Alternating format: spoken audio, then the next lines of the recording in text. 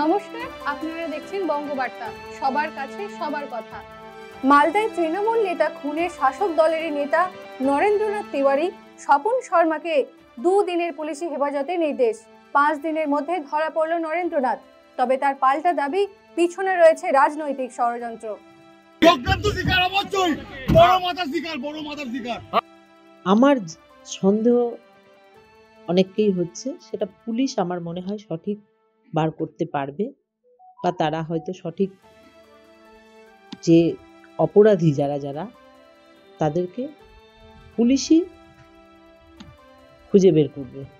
মালদায় শাসক দলের নেতা খুনে দলেরই নেতা, দাবি এডিজি দক্ষিণবঙ্গ সুপ্রতিম সরকারের। খুনের জন্য সুপারি 50 লক্ষ টাকা।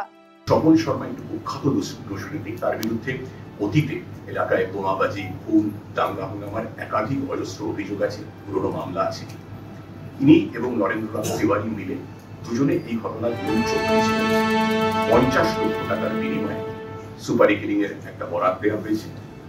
আপনারা দেখছেন বঙ্গবার্তা, সবার কাছে সবার কথা। সকলকে জানাই শুভরাত্রি, নিশ্চিন্তে কাটুক সারা রাত্রি।